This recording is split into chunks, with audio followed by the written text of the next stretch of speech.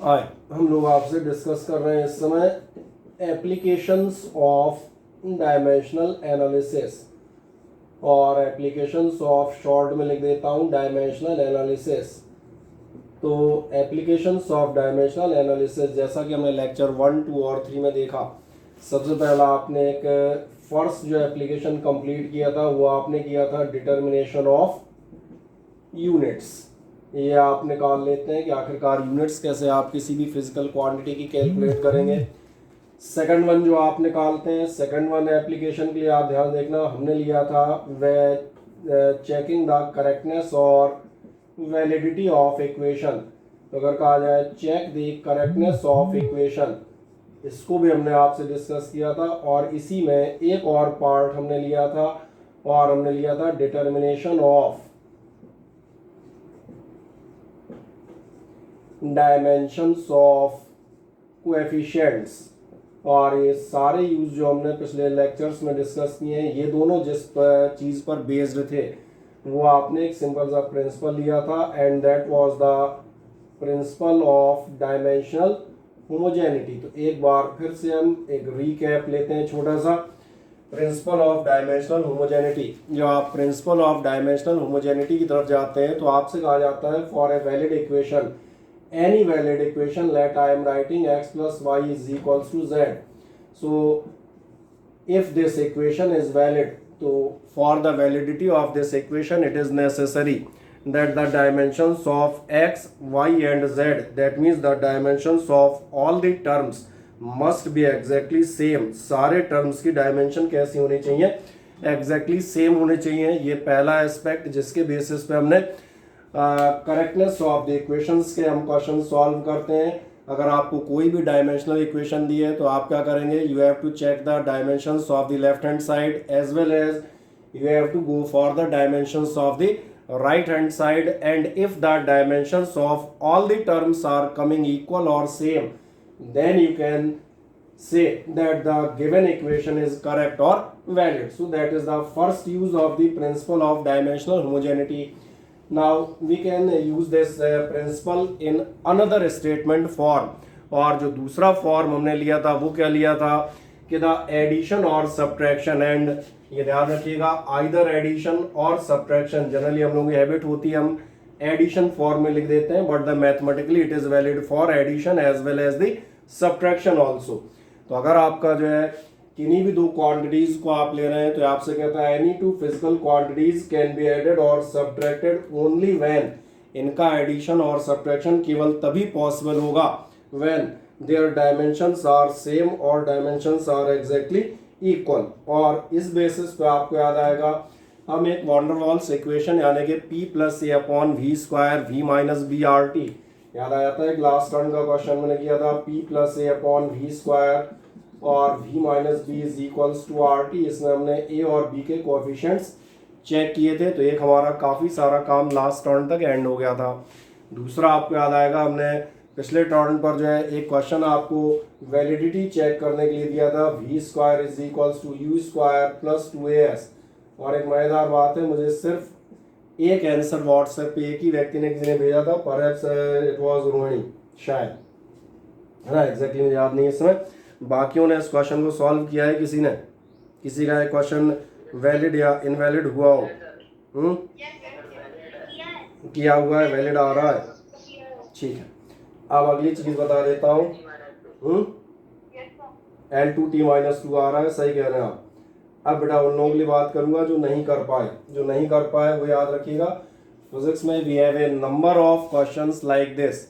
अब यहाँ से आपको मैं एक चीज़ छोटी सी, इससे आप अपने लिए चेतावनी भी समझ सकते हैं, and you can use it as the advice also.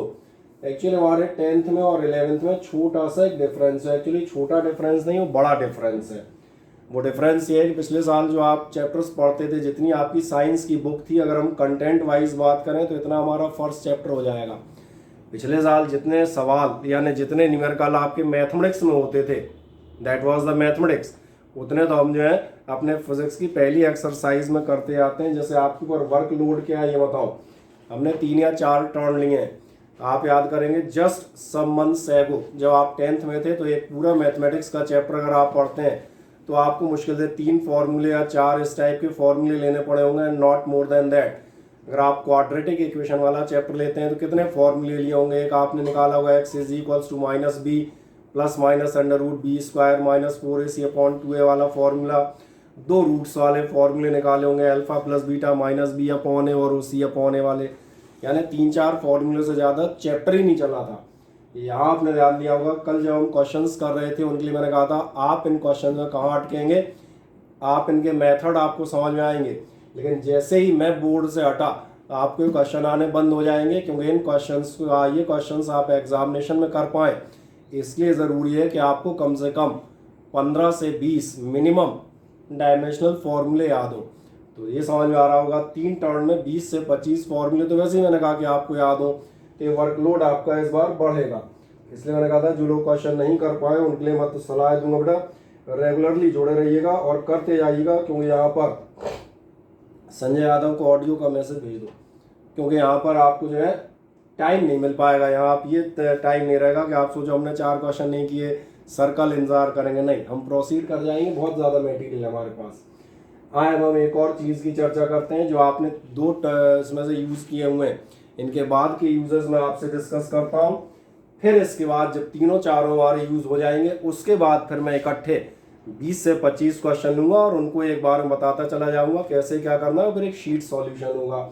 अभी पहले इन सब के हम प्रिलिमिनरी आइडियाज़ ले लें। तो जो हमने किए थे 2 एप्लीकेशन समझ में आ रहे थे, अब आज का हमारा एप्लीकेशन और महान एप्लीकेशन है, बस but based on the same phenomena, the application of dimensional analysis and on the concept of principle of dimensional homogeneity आए। और ये यूज शायद तीसरा या यूज नंबर सी आप कह सकते हैं, ये आपका डेरिवेशन ऑफ एक्सप्रेशन, मैंने आपसे कहा डेरिवेशन ऑफ फॉर्मूला आप कह सकते हैं, या आप कह सकते हैं डेरिवेशन ऑफ एक्सप्रेशन, जो भी आप कहना चाहें, जो भी आप कह रहे हैं। इसके लिए मैं एक छोटा सा क्वेश्चन लिखता हूं, ध्यान देखें, डेरिवेशन ऑफ फॉर्मूला, इसका मतलब अब आपको एक फॉर्मूला अपनी जेब से डिराइव करके निकालना है। और कैसे निकालना है, मैं बहुत सिंपल सा एग्जांपल ले रहा हूं, द सिंपलेस्ट वन।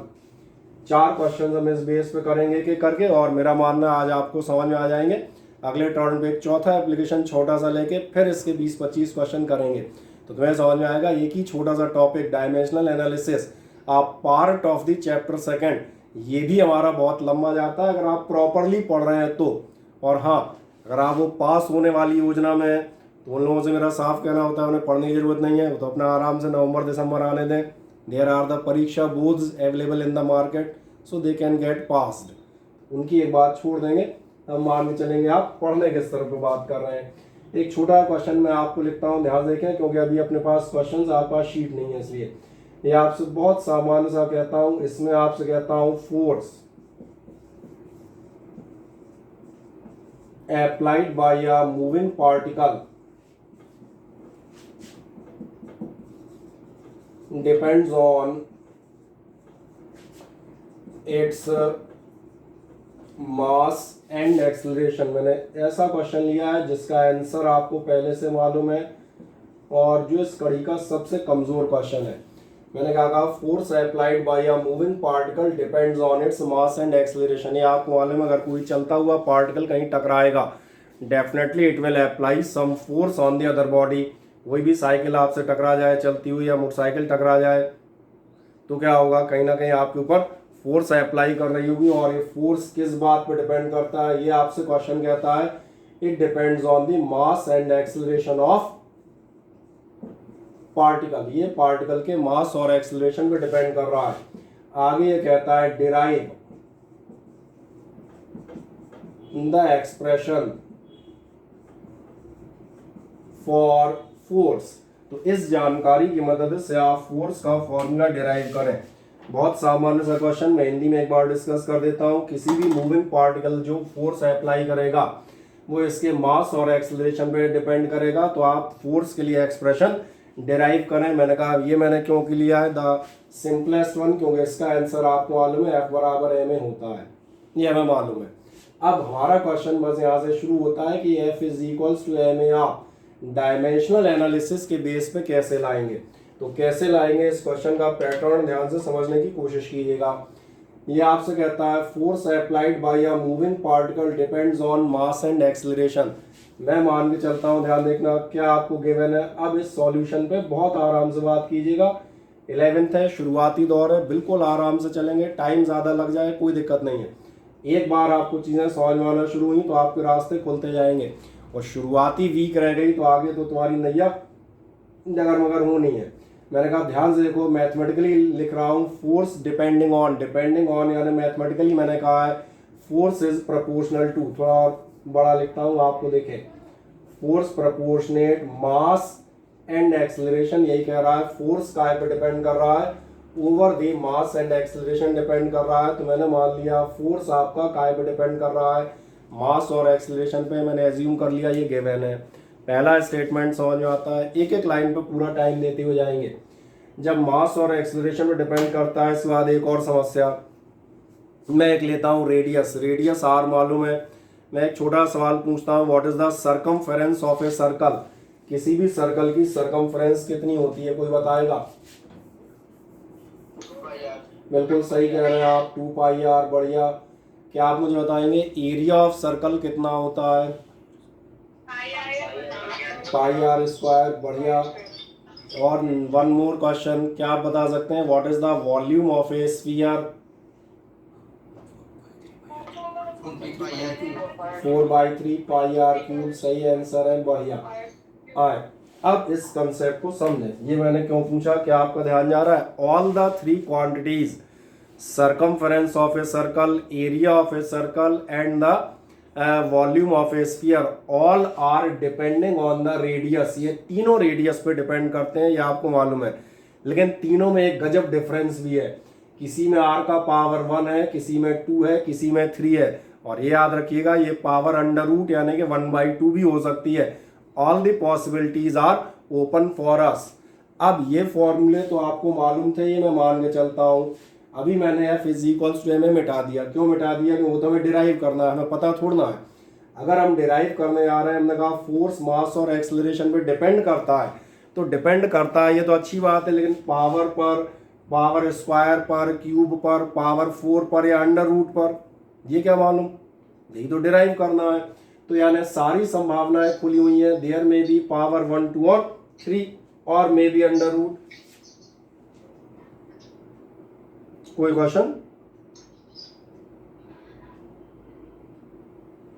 चलो ईशिका और करण अपने माइक म्यूट कर लो बेटा, ठीक, कोई दिक्कत नहीं। आए तो जो मैं बात कर रहा था, मैंने कहा यार तीनों संभावनाएं आपकी खुली मिलती हैं। There may be the powers, और अगर पावर हो सकती हैं तो मैंने कहा यहाँ पर आपका क्वेश्चन हो जाएगा ए और बी। ये मैंने मान ली है m⁻⁴ and acceleration r⁻⁴ b।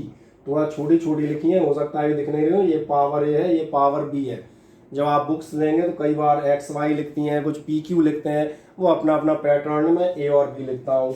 अब अगर हम ऐसा लेते हैं तो ध्यान से देखें, इसका मतलब ये भी होगा कि आपका F = होगा K।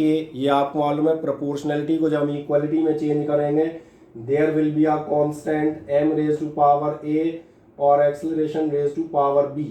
ये हमने मान लिया हमारी इक्वेशन है। बढ़िया। इन पे डिपेंड कर रहा था, यानी कहीं ना कहीं इनकी पावर फॉर्म में ये हमें इक्वेशन हमने समझ में आ जाती है कि कुछ ऐसी इक्वेशन होगी। अब सवाल है, स्क्वायर होंगे, अंडर रूट होंगे, क्यूब होंगे, वो क्या होंगे? उसके लिए मैंने कहा था you have to use the dimensional analysis. आप डायमेंशनल एनालिसिस का इस्तेमाल करते हुए जाएंगे। कैसे करेंगे? क्योंकि आपने डायमेंशनल होमोजेनिटी पढ़ रखी है। If this equation is valid, अगर ये इक्वेशन वैलिड है तो दोनों साइड के डायमेंशन इक्वल होने चाहिए, सेम होने चाहिए। और ट्राई करते हैं, तो मैं एक छोटी सी बात लिखूंगा, मैं लिखूंगा ऑन सब्स्टिट्यूटिंग, है स्पेलिंग क्या होगी? सब्स्टिट्यूटिंग, ठीक लिखी ना मैंने? The dimensions, substituting the dimension. जब आप डायमेंशन सब्स्टिट्यूट करेंगे तो अब फिर वही जो मैं कल कह रहा था भैया, डायमेंशनल फॉर्मूले अब याद हो। अगर डायमेंशनल फॉर्मूले याद नहीं है तो जब तक मैं सवाल सॉल्व कर रहा हूँ आपको आनंद आएगा, और जब आपको करने को दिए जाएंगे तो आपको परम आनंद आएगा। इसलिए MLT-2 K की जगह यार मैं क्या रखूं?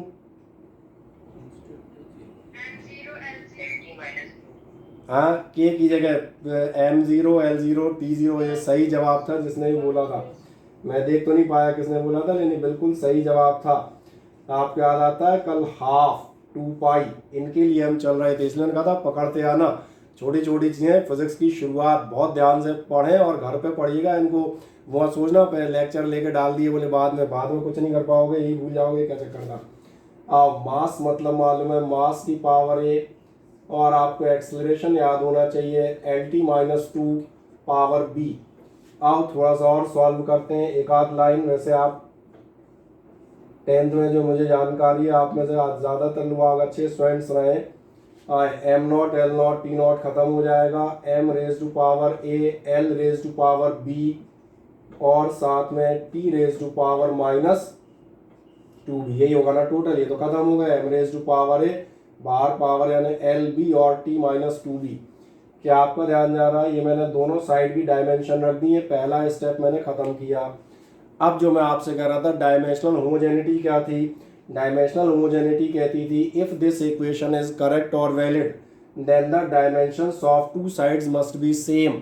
अगर ये इक्वेशन करेक्ट है, और अगर और मगर का सवाल ही नहीं, यही तो हमें दिया गया है, force apply depends on this. तो जब सामने वाले ही बता रहा है तो सही होगी ना, गलत थोड़ा ना बताएगा। तो हमें तो ये मान के चलना पड़ेगा जो गिवन डाटा क्वेश्चन में दिया है वो सही है। तो अगर ये वैलिड इक्वेशन है तो फिर इन दोनों साइड की डायमेंशन सेम होनी चाहिए, और अगर डायमेंशन सेम होनी चाहिए तो एक सिंपल सा काम करें, मैं एक छोटी चीज लिखता हूँ, शायद ये 8th वेव का क्वेश्चन होगा। ऑन कंपेयरिंग द डायमेंशन से आप कह सकते हैं ऑन कंपेयरिंग दी पावर्स। क्या आपको ऐसा समझ में आता है? अगर दोनों साइड की पावर सेम है, मैं एक दिखा देता हूँ कोई सी भी जो आप चाहें रेड कलर करके। अगर आपकी दोनों साइड की पावर सेम है, इसका मतलब ध्यान देखें मैं टी का कंपैरिजन कर रहा हूँ ताकि आपको साफ साफ दिखे। इसका मतलब है टी का पावर, ये साइन ऑफ इक्वलिटी यही बता रहा होगा। इस टाइप क्वेश्चन किए है ना पॉलिनोमियल वगैरह में, नहीं किए? ये होंगे। क्या बता रहा है? टी रेज टू पावर -2 है और इस side t raise to power -2 भी है। अगर दोनों साइड इक्वल है, दोनों साइड की डायमेंशन सेम है, तो आप कंपैरिजन करें। और पहला कंपैरिजन मैं करता हूँ आपकी सुविधा के लिए, जो मैंने लाल गोला लगाया यानी मैं कर रहा हूँ फॉर टी। अभी नहीं समझ में आया? टी का जितना पावर इस साइड होगा उतना इधर होगा भैया, बीच में इक्वल टू लगा हुआ है। तो इसका मतलब क्या होगा? -2b इज इक्वल्स टू कितना होना चाहिए? -2 होगा। कैंसिल कर दीजिए, इसका मतलब आपको मिलेगा b इज इक्वल्स टू 1। और एक कंपैरिजन किए देते हैं छोटा सा, चलो सिंपलिसिटी के लिए इधर से कंपेयर कर देता हूं, ऐसा दिखा देता हूं। दिख रहा है? m का कंपैरिजन कर दें। अगर आप m का कंपैरिजन करेंगे तो सेकंड आपका आएगा फॉर m, और m के लिए कंपैरिजन करो पावर a, और इस तरफ पावर कितनी है? इस साइड कितनी पावर है? 1। चलो बढ़िया। अगर 1 है तो इसका दिख रहा होगा दोनों साइड की पावर सेम होनी चाहिए। इधर a है तो उधर 1 है, तो मतलब a की वैल्यू 1 होगी। तो देखो ध्यान से, मुझे a भी मिल गया, b भी मिल गया, और जिसको ये मिल गया उसको फॉर्मूला भी मिल गया। इसलिए आप बताएंगे दस द रिक्वायर्ड फॉर्मूला एक्सप्रेशन, जो भी कहना चाहो एक्सप्रेशन लिख देता हूँ। क्या हो जाएगा आपका? f is equals to k m raise to power a power 1 लिखनी नहीं है, एक्सेलरेशन की पावर b लिखनी नहीं है, तो आपको क्या मिल जाएगा? f is equals to k m ए। और आपको याद होगा ये चीज़ हम 9th में प्रूव करके आते हैं, Newton second law of motion, f is equals to k m a. इसलिए मैंने सबसे सिंपल क्वेश्चन लिया था। 11th में हम इसे फिर प्रूव करेंगे फॉर द कन्वीनियंस। मैं इसको एक बार रिपीट कर रहा हूँ, बहुत तेज गति से करूंगा, पूरा ध्यान इधर रखिएगा। ये कहता है force applied on a moving particle depends on its mass and acceleration. आपका फोर्स डिपेंड कर रहा है, डायरेक्टली प्रोपोर्शनल करके मैंने लिखा है, और काय पे डिपेंड कर रहा है? जो मैंने कहा था मास और एक्सेलरेशन पर। फिर मैंने आपसे संभावनाएं व्यक्त की थी कि आपकी तमाम सारी चीजें अगर रेडियस आर पे डिपेंड कर रही हैं, then there may be the difference in the powers of R की power 1 2 3 and it may be 1/2 possibilities बनी है। That's why for considering that these possibilities I have taken forces directly proportional to mass raised to power capital A and acceleration raised to power capital B. And finally, on changing it into the equation of equality, you will get F is equals to K m raised to power A and acceleration raised to power B, which is our equation. अब हमारा target क्या है? We have to calculate the values of A and B. So we can use the principle of dimensional analysis or the dimensional homogeneity. That means for a valid equation, the dimensions of both the sides are exactly equal. That's why I have substituted the dimensions. Instead of the force mlt minus 2k, you know it very well, 2 pi 1 by 2 etc. It is m naught l naught t naught. Mass raised to power A, acceleration lt minus 2 power B.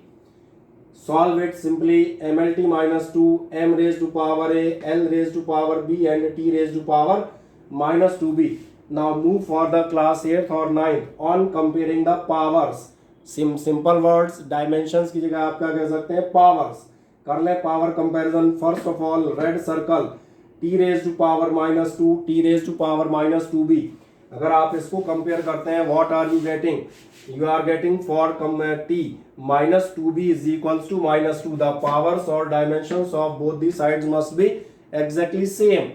That's why you are getting b is equals to 1 और जो भी आए. Similarly compare for m, ये मैंने red arrow से दिखा दिया, m raise to power 1, m raise to power a. That's why the value of a is equals to 1 and that's all for this question. a और b मिल गए, रख दें. m raised to power 1, a raised to power 1, that's all. ये आपका solution हो गया. इस question का एक स्क्रीनशॉट लें, मैं एक और क्वेश्चन भी इसके बाद चलता हूँ.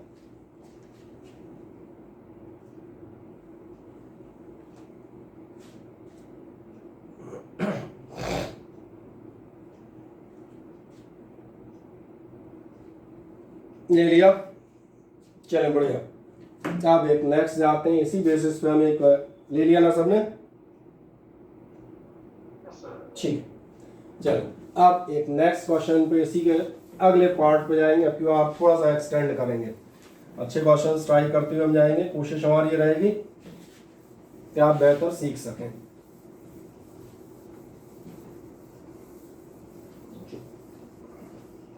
एक और क्वेश्चन आपका लिखता हूं, ध्यान से इधर देखें.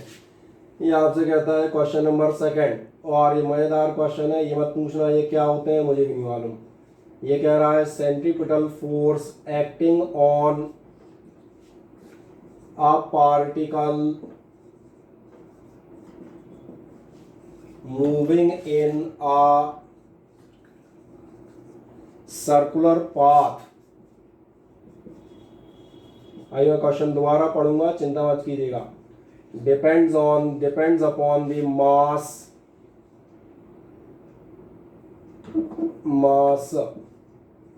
and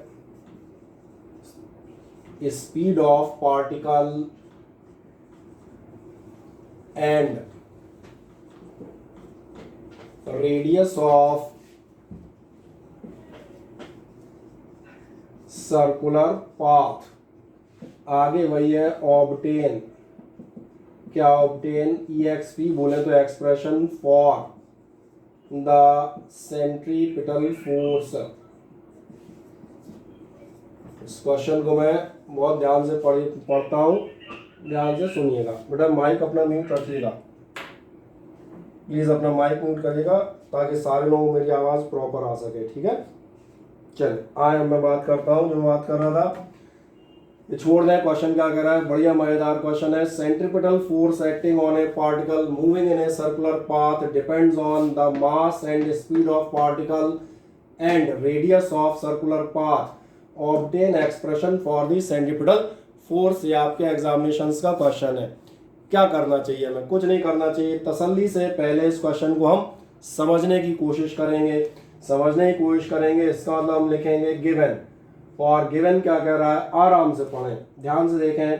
centripetal force acting on A particle, किसी पार्टिकल का सेंट्रीपिटल फोर्स डिपेंड्स अपॉन, इन बातों पे डिपेंड करता है. तो बढ़िया, इतना मालूम है. फोर्स F से लिख देंगे, डिपेंड्स ऑन ये लिख दिया मैंने, दिख गया.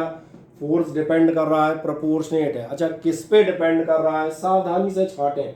जितने केयरफुल्ली आप क्वेश्चन पढ़ेंगे और जितने अच्छे ढंग से आप क्वेश्चन पढ़ेंगे उतना ही आपको बेहतर उसका सॉल्यूशन जल्दी मिलेगा। यहाँ हो सकता है आपको क्वेश्चन पढ़ने में ना आ रहा हो बोर्ड पे, ऑनलाइन क्लासेस में गड़बड़ हो जाती है, लेकिन मैंने कहा मैं पढ़ रहा हूँ क्वेश्चन, आओ दिखेगा। सेंट्रीपिटल फोर्स आपका F प्रोपोर्शनेट हो रहा है, कह रहा है depends on the mass, depends on the mass यानी मैंने कहा m पर डिपेंड करेगा, and speed of particle, speed of particle यानी v पर डिपेंड करेगा, and on radius of circular path, ये भी आपको मालूम है r, इतना तो हमें भैया कॉमन सेंस है, मास m से, स्पीड v से और रेडियस r से लिखते हैं, तो फोर्स काय पे डिपेंड कर रहा है, मास, वेलोसिटी और रेडियस पर। अब फिर वही चीज जो हमने पिछले क्वेश्चन में डिस्कस की थी, ये हो सकता है कि इनमें से किसी का स्क्वायर हो, किसी का क्यूब हो, किसी का अंडर रूट हो, क्योंकि हम फॉर्मूला कैलकुलेट करने जा रहे हैं, इसका मतलब हमें फॉर्मूला नहीं मालूम क्या है, जब मालूम ही नहीं है तो हम किसका स्क्वायर रख दें, कोई बात नहीं। फॉर कंसीडरिंग दीज वैल्यूज, मैं यहाँ पर फिर वही पावर लगाता हूँ, पिछली बार ए बी तक लगाई थी, अब की बार मैंने कहाँ तक लगा दी, सी तक, ठीक है। इतनी इंग्लिश सबको आती है कि ए बी के बाद सी आएगा, है ना। अब क्या करेंगे, अब आप करेंगे इसको इक्वेट, इसका मतलब आपकी इक्वेशन क्या बनेगी, F is equals to k m का पावर a, v की पावर b और r की पावर c, और ये हमारी इक्वेशन हमें मिल गई। ये इक्वेशन होनी चाहिए, कंफर्म है। फोर्स डिपेंड करेगा मास, स्पीड और रेडियस पर, possibly there may be the powers, I don't know, so for considering them I have used a, b and c as the powers। अब क्या करूं भैया, अब यहां से जो मैंने कहा था if this equation is valid, अगर ये डाटा करेक्ट है, अच्छा डाटा करेक्ट मानना ही पड़ेगा, डाटा ही गलत है तो सवाल का लिए होगा, फिर सवाल ही गलत हो गया, इसलिए मैंने कहा अगर डाटा करेक्ट है तो हमें क्या कहता है, for a valid equation the dimensions will B same और इक्वल होमोजेनिटी, इसलिए हम फिर वहीं जाएंगे ऑन सब्स्टिट्यूटिंग द डायमेंशंस। जब आप डायमेंशन सब्स्टिट्यूट करेंगे तो थोड़ा सा आगे बढ़े, फोर्स आए आराम से देखिएगा ताकि आपको समझ में आता जाए। फोर्स रखा है mlt माइनस टू के आपका, आप तो याद आ गया होगा कांस्टेंट है, that's why m not L not T not, then the mass, mass की जगह हम रखते हुए जाएंगे m raise to power a, speed. अब भैया फिर वही दिक्कत, अगर स्पीड का डायमेंशनल फॉर्मूला नहीं आता तो यहाँ पर एग्जाम में तुम्हारी स्पीड 0 हो जाएगी, तो उसको बनी रहे इसलिए फॉर्मूले याद हो। रेडियस, रेडियस याद है, रेडियस मैंने कहा था लेंथ होती है सेंटर टू सरकमफरेंस, एल होती है, बिल्कुल सही, तो ये हो गया आपका एल की power C.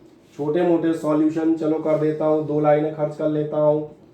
mlt minus two is equals to आपको मिलेगा m not L not T हटाओ, m का पावर a आ जाओ, पहले इनको सॉल्व कर लें, l की पावर b, t की पावर माइनस b, इतना तो सबको आता होगा यार, है ना। और आगे बढ़ो, एक हो जाएगा l की पावर c, और जैसा कि मैंने पढ़ा था अपने बचपन में, तुमने भी शायद पढ़ा ही होगा, अगर सेम बेस पे पावर मल्टीप्लाई करें तो उनका हो जाता है, नहीं होता कुछ, किसी को नहीं मालूम, ऐड हो जाते हैं। एल की पावर बी है, बिल्कुल सही कह रही हैं आप, पावर बी है, पावर सी है, तो ये हो जाएगा b प्लस सी, और लास्ट हो गया t की पावर माइनस बी। एक्चुअली मैंने कुछ नहीं किया, ध्यान से देखो, अगर नहीं भी दिख रहा है या कोई दिक्कत है, बहुत सामान्य चीज़ है, दिमाग का इस्तेमाल करो, समझ में आएगा। फोर्स की जगह mlt माइनस टू रख दिया, जो भी आपके मास, स्पीड और रेडियस थे उनकी जगह अपने अपने रख दिए, lt minus one L etcetera. Power रख के थोड़ा सॉल्व कर ली भैया, m की पावर a अकेली है, l की 2 जगह आ रही है, यहाँ भी और यहाँ भी, सेम बेस पे मल्टीप्लाई करके b प्लस सी हो जाएगी। तो मैंने कहा ये कोई तुम्हारे लेवल का काम नहीं कर रहा, तुम्हारा लेवल इस लाइन में खत्म हो गया, तुम्हारा स्टैंडर्ड, तुम्हारा सिलेबस तो याद है ना कि भैया स्पीड की जगह हम क्या रखेंगे, रेडियस की जगह। ये तो हाई स्कूल स्टूडेंट के लेवल पे हम आ गए, पावर ऐड कर दो। जब ये इक्वेशन बन गई तो जैसे आप इक्वेशन सॉल्व करते आए तमाम सारी क्वाड्रेटिक या इस टाइप की, उसी बेसिस पे हम क्या सॉल्यूशन कर लेंगे। यहाँ से हम अगली लाइन में चले जाएंगे, हम लिख देंगे ऑन कंपेयरिंग, ध्यान रखना मैथमेटिक्स में मैंने पावर कहते थे, अभी हम पावर ना कह के डायमेंशंस कहेंगे तो अच्छा लगेगा। बाकी आप ऑन कंपेयरिंग द पावर्स भी लिखे आओगे एग्जाम में, गलत कोई नहीं करेगा। बस एक प्रॉपर अगर नाम दोगे तो थोड़ा अच्छा लगेगा। ऑन कंपेयरिंग दी डायमेंशंस, और कुछ नहीं। आओ डायमेंशन कंपेयर करते हैं। सबसे पहला स्टेप, अच्छा सबसे सस्ती कौन सी डायमेंशन फट से निकलेगी? मुझे ऐसा लगता है सबसे सस्ती सबसे फट से डायमेंशन निकलनी चाहिए एम वाली, नहीं निकलनी चाहिए? थोड़ा सा देख लो ना, इतना दिख ही जाएगा। देखो डायरेक्ट लिखने की जरूरत नहीं है। एम की पावर ए है, एम की पावर 1 है, अंधा आदमी भी बताएगा ए इज इक्वल्स टू 1 आना चाहिए। और ऐसे ध्यान देखना टी की पावर डायरेक्ट कैलकुलेट हो जाएंगी। तो दो ये फुर्ती से कर लेता हूँ, बाकी बाद में देखूंगा। एरो बना दिए ताकि बाद में आप स्क्रीनशॉट को ध्यान से देखें तो आपको समझ में आ जाए मैंने क्या किया था। कंपैरिजन करता हूँ फॉर एम, और ये मान के चलेंगे इतना मैथमेटिकल माइंड आप लगा लेंगे 10%। मास के लिए कंपैरिजन करो, दिख रहे हैं दोनों side M raise to power 1 M raise to power A, यानी ए इज इक्वल्स टू, दोनों डायमेंशन कैसी होनी चाहिए? सेम, बढ़िया, ए की वैल्यू आ गई। अब अगला कंपैरिजन हम काय के लिए कर रहे थे? सस्ता सुंदर और टिकाऊ टी के लिए कर लो। टी के लिए करोगे तो देखो -2 इधर और -b इधर, मतलब -b हुआ -2, तो इसलिए हमें मिल जाएगा, इधर लिख लूँ ना, ये अपने को मिलेगा b बराबर 2। बढ़िया। अब लास्ट कंपैरिजन, लास्ट आप कौन सा करेंगे? l वाला, वही बच रहा है। l इधर 1 है, इस साइड b प्लस c है। चलो फॉर l के लिए कंपैरिजन करोगे तो b plus C is equals to कितना आएगा? b plus C is equals to 1। और जो मैंने कहा था यार सॉल्व करेंगे, चलो वैसे ही कर लो, चलो कर देते हैं। 2 plus C is equals to 1, यही तो करोगे। वैसे लिखने की जरूरत नहीं है, 11th में डायरेक्ट कर सकते थे, तो नहीं भी कर रहे तो कोई बात नहीं। c इज इक्वल्स टू कितना आ गया? -1। मैंने कहा अब मैथमेटिक्स आप कितनी तेजी से सॉल्व कर सकते हैं ये आपकी अपनी पर्सनल प्रतिभाओं और क्षमताओं पर डिपेंड करेगा कि इन सॉल्यूशंस को b प्लस सी बराबर 1 आप कितनी तेजी से और कितने एक्यूरेटली करके जाते हैं। इसमें मेरा कोई कंट्रीब्यूशन नहीं होगा क्योंकि सब आप जाने कब बचपन से पढ़ते आ रहे हैं। मेरा कंट्रीब्यूशन बस लास्ट लाइन में लगेगा, और लास्ट लाइन क्या होगी? यहाँ मैं लिखूंगा हैंस, और हैंस लिखूंगा तो ध्यान देखो f इज इक्वल्स टू मेरा आएगा k m raise to power a, m raise to power a बोले तो 1, कोई जरूरत नहीं है। v raise to power b बोले तो v raise to power b यानी v की पावर 2 या square, and final r raise to power c, तो r की पावर आपको मिलेगी -1। And it is better to write, क्योंकि लिखने का तरीका भी मालूम है। आप लिखते हैं mv स्क्वायर, r इनवर्स के बजाय ज्यादा बेहतर है। आप क्या लिखेंगे? अब इस क्वेश्चन में एक समरी रिकैप देता हूं 2 मिनट के अंदर फिर से, ठीक? उसके बाद आप जो है उस पर जाइएगा। कोई डाउट तो नहीं किसी को? बहुत जबरदस्त भयानक वाला। किसी को कोई जोरदार डाउट हो बताओ। आर्यांश कुछ कहना चाह रहे हो?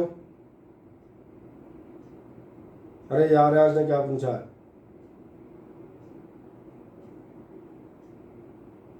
चलो मुझे बताएं, कोई डाउट किसी को? नहीं, रिकैप कर देता हूं ताकि आपको क्वेश्चन समझ में आ जाए, फिर उसके बाद अगले तो वैसे ही मनोरंजन में हो जाएंगे। ध्यान से देखें, centripetal force acting on A particle, छोड़ दो मूविंग ऑन ए जाने का, कहाँ मूव कर रहा है मुझे क्या लेना देना, कहाँ मूव कर रहा है। पार्टिकल पे centripetal force depends on, centripetal force काय पे डिपेंड करता है? F डिपेंडिंग ऑन, ये मैंने मैथमेटिकली लिखा, किस पे डिपेंड कर रहा है? मास m, speed v and radius of circular path, तीनों लिख दिए। तीनों के ऊपर आपके हम कहते हैं अलग अलग पावर हो सकती हैं। ABC कंसीडर कर लिए, कांस्टेंट लगा के इक्वेट कर दो, इक्वेशन नंबर फर्स्ट आ गई। इसके बाद वही पुराना कार्यक्रम तुम्हारा, कौन सा? If the equation is valid then dimensions will be equal, और सब्स्टिट्यूट कर दो dimension, force mlt -2, constant m0 l0 t0, mass m, speed lt -1, r या रेडियस l की पावर c। ये मैंने कहा था बस 11th यहाँ खत्म, बच्चों वाला कार्यक्रम चालू। पावर्स ऐड कर लो सेम बेस की, जो भी पावर आई है इनको आप क्या करेंगे? कंपेयर कर दें। दोनों साइड का डायमेंशन सेम होना चाहिए, यानी m का पावर अगर इधर 1 है तो इधर जो a है वो भी वही होना चाहिए, यानी a इज इक्वल्स टू 1, एक वैल्यू मैंने निकाल दी। Similarly you can calculate the values for b and c also, और जैसी b और c की वैल्यू कैलकुलेट हुई तो आपको अपना ये फॉर्मूला 1 अपने आप कैलकुलेट हो गया, कितना हो गया, के एम की पावर ए 1, वी की पावर बी यानी कि 2 और आर की पावर सी यानी कि -1। And the final thing, generally फॉर्मूले माइनस में नहीं लिखे जाते तो उनको बेहतर है सीधा करके लिखो K M V square by R, that is the best answer. So go for the screenshot of this. इसके बाद हम एक क्वेश्चन और सॉल्व करेंगे। अगर मीटिंग आपकी बीच में एंड हो जाती है तो उसको रिज्वाइन करिएगा हमेशा की तरह।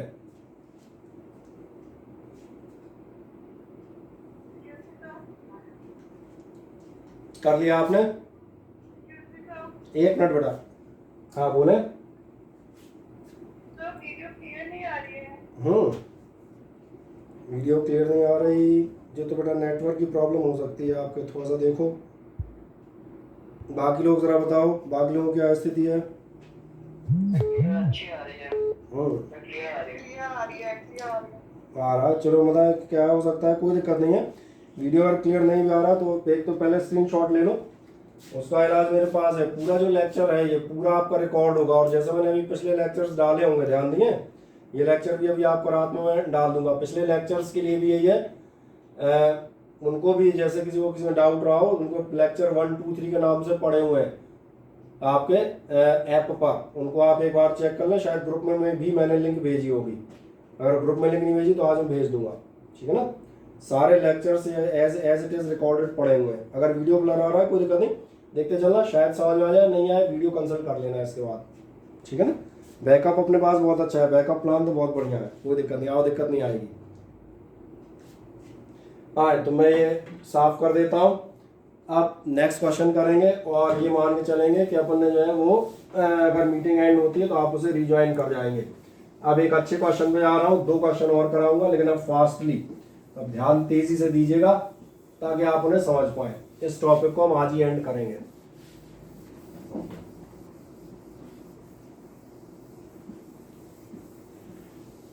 चाहे मैं क्वेश्चन यहाँ पर लिखता हूँ फुर्ती से। पहले ये क्वेश्चन आपसे कहता है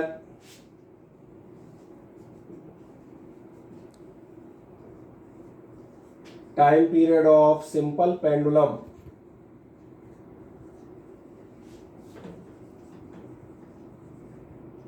depends on its effective length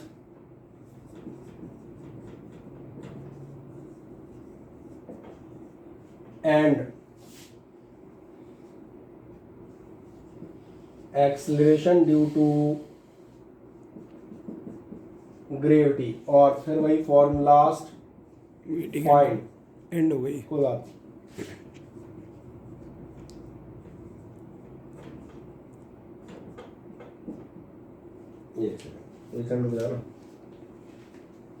start कर दिया। यहाँ पर हमने 2 क्वेश्चन एक साथ लिए हुए हैं, दोनों 1 बाय 1 सॉल्व करेंगे। देखें ध्यान से। पहला क्वेश्चन आपको पढ़ने में नहीं आ रहा हो कोई दिक्कत नहीं, मैं सुनाता हूँ।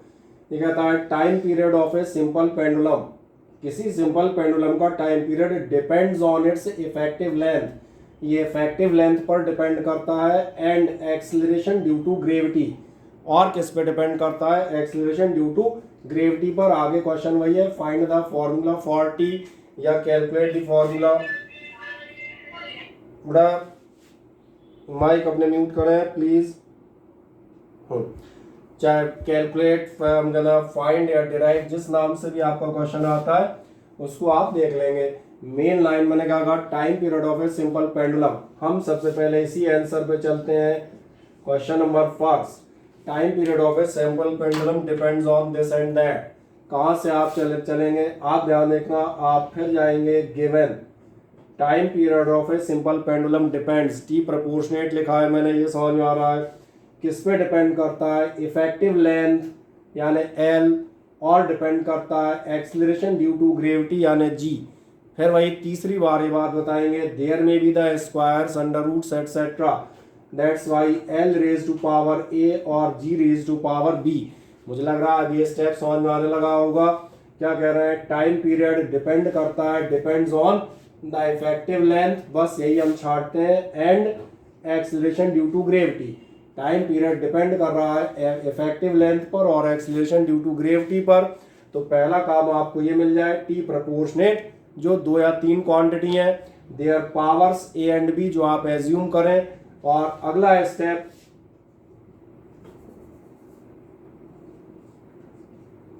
इक्वेट करके आपकी इक्वेशन बन जाएगी L raise to power A और G raise to power B. ये हमारी इक्वेशन नंबर हर बार की तरह तैयार। जो मैंने कहा था पहला स्टेप आपको इस जो है जो क्वेश्चन दिया हुआ है उसमें आपको क्वांटिटीज मिल जाए किन किन पर डिपेंड कर रहा है, एंड आई होप सो ये मिल जाती हैं।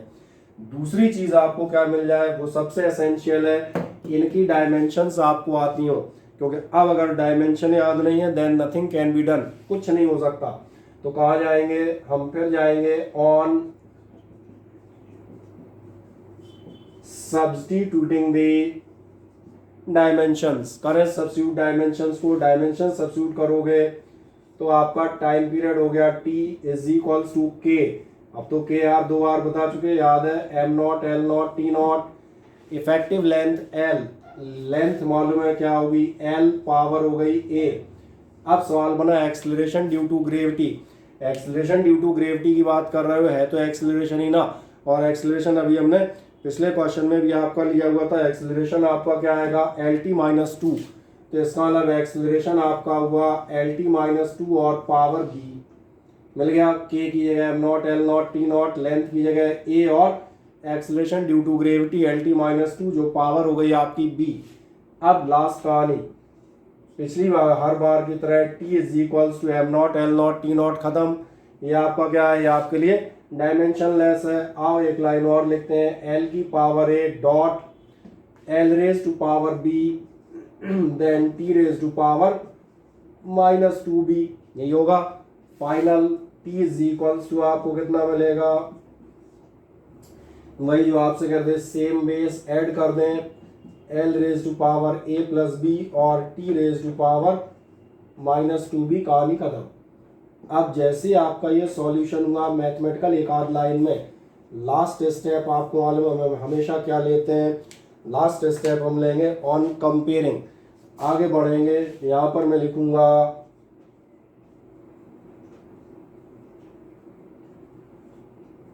On comparing dimensions. आओ डायमेंशंस कंपेयर करते हैं। मुझे लग रहा है देखो अब सवाल रटे हुए पैटर्न पे आगे जा रहे हैं। केवल क्या चेंज हो रहा है, वैल्यूज आर गेटिंग चेंज्ड, कुछ चेंज नहीं हो रहा, वैल्यू बदलती आ रही, बाकी क्वेश्चन वहीं का वहीं है। क्या होगा, कंपेयर करोगे। सबसे पहले किसका कंपेयर करूं, जैसे आप आएंगे आप देखिएगा इस एंड पे केवल टी है, केवल टी है तो कंपेयर कर लो, यही होगा। और टी का आप जैसे ही कंपैरिजन करेंगे अगली लाइन में आपको मिलेगा फॉर टी।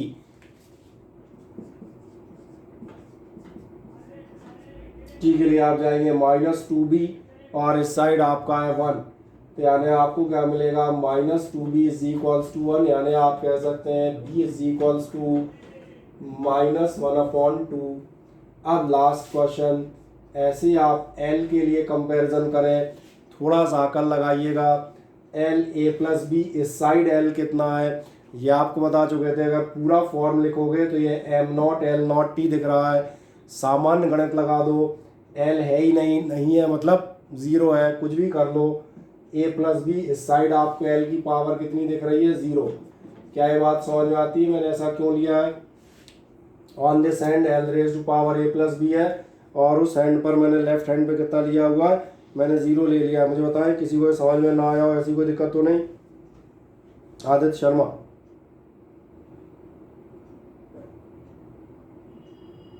वीडियो क्वालिटी मज़ेदार नहीं आ रही, 144 पिक्सल पे गई, कुछ नहीं हो सकता, तुम्हारा नेट सस्ता वाला होगा।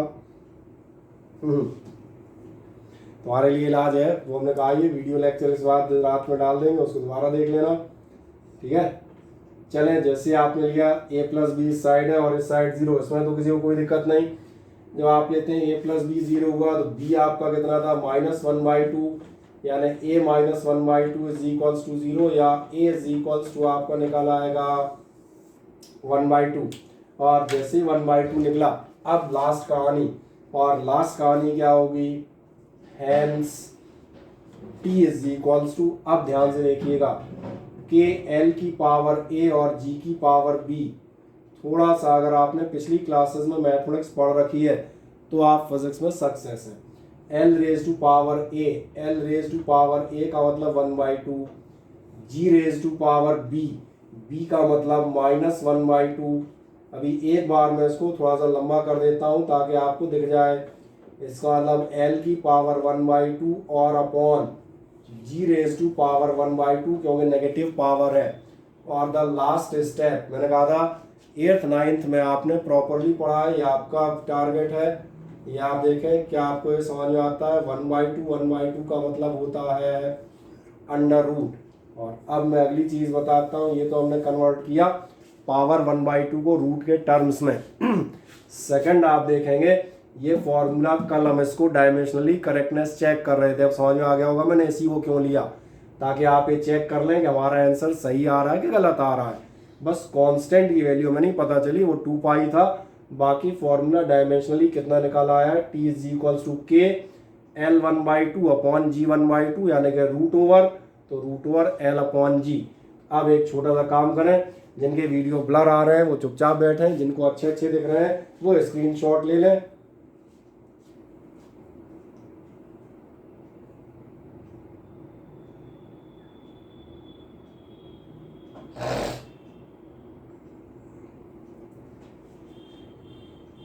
लिया।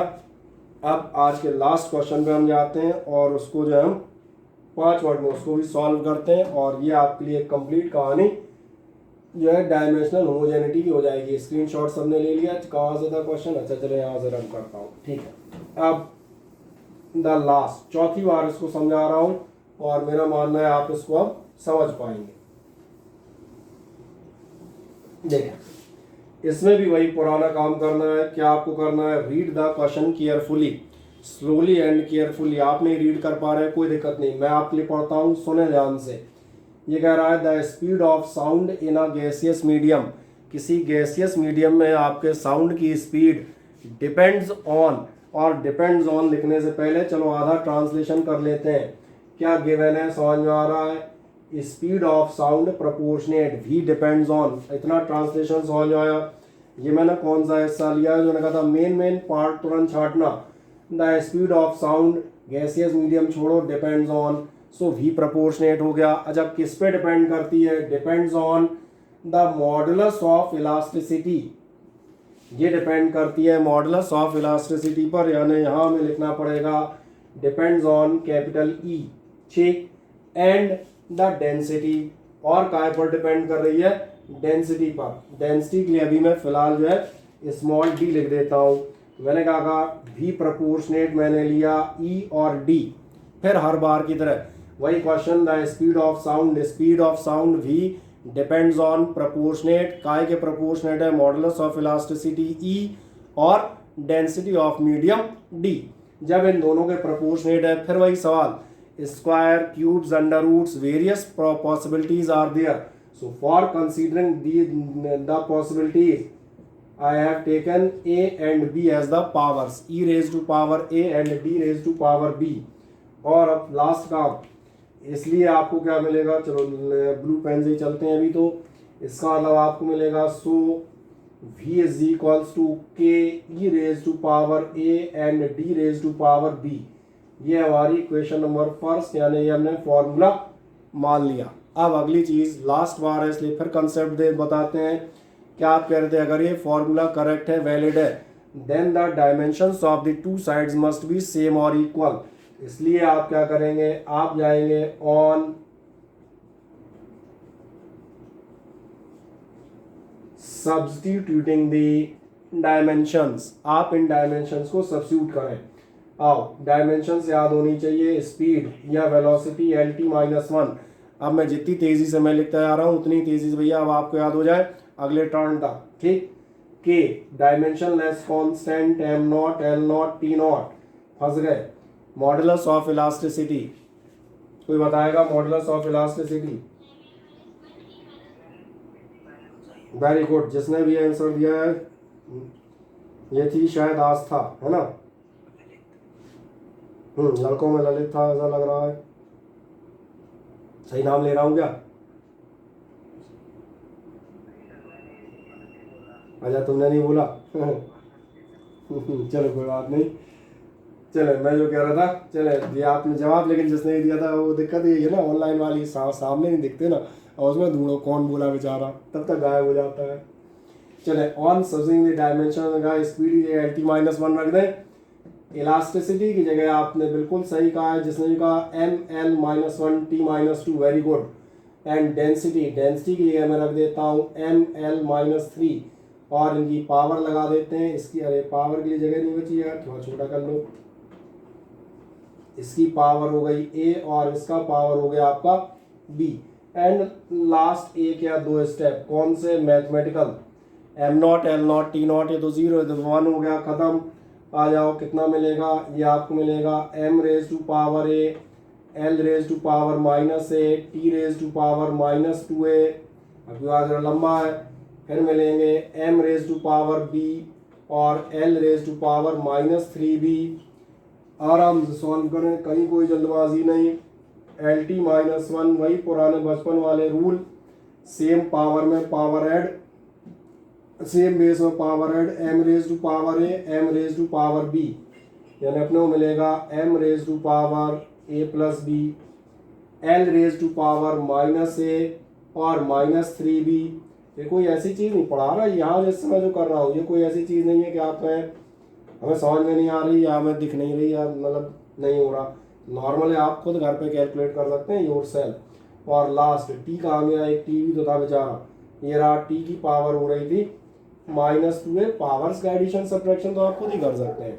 और लास्ट जैसे ये पावर का एडिशन वगैरह हमने कर लिया तो फाइनल स्टेप ऑन कंपेयरिंग दी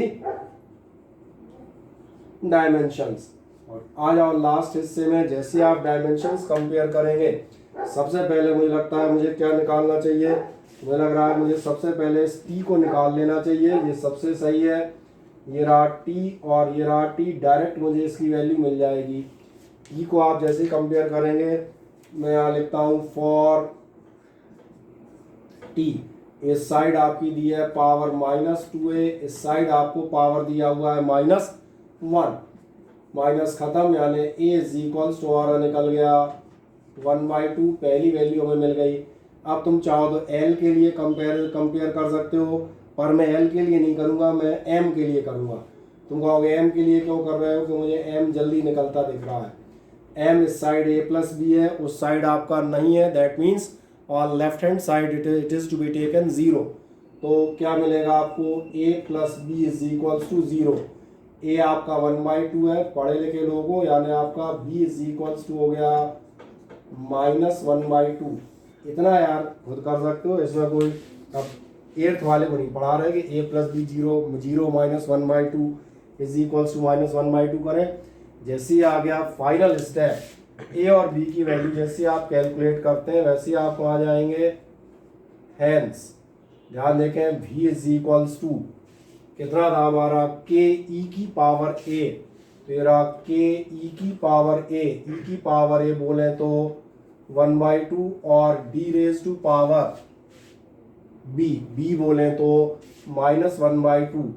और अगर आपका थोड़ा सा भी सामान्य ज्ञान में वृद्धि हो गई है पिछले क्वेश्चन के चलते कम से कम, ना देखें पावर 1/2 है, ये अपॉन की पावर 1/2 बनेगा। डायरेक्ट 11th में वो सीधा लिख देता हूँ, कितना लिख देता हूँ, अंडर रूट, अब ये मत पूछना कैसे, ये माना क्या बताऊंगा वैसे ही जैसे अभी वो टाइम पीरियड वाले में किया था सिंपल पेंडुलम के। और लास्ट काम, इस इक्वेशन को ध्यान से देखें, आपको समझ में आ जाएगा इसको ही क्यों लिया मैंने, why I have taken this question, इसलिए ताकि आपको ये समझ में आने लगे कि आप इन क्वेश्चंस को कर सकते हैं। ये वही क्वेश्चन है जिसकी हमने वैलिडिटी लास्ट राउंड में चेक की थी, तब ये इक्वेशन गिवन थी, इक्वेशन दे के कह रहा था वैलिडिटी चेक करो, तो हमने वैलिडिटी चेक कर ली थी। आज उसने इक्वेशन नहीं दी, आज वो आपको डाटा दे रहा है, वेलोसिटी है, एक्सेलरेशन, उसमें इलास्टिसिटी और डेंसिटी, तो आप इक्वेशन भी प्रूव कर सकते हैं। ये दोनों टाइप के क्वेश्चन आप देखेंगे हर एग्जामिनेशन में, in your board examination as well as other examination, ये बराबर आपको अपीयर होते हुए मिलेंगे। आराम से इसका स्क्रीनशॉट ले लें, फिर आगे 2 मिनट बात करते हैं।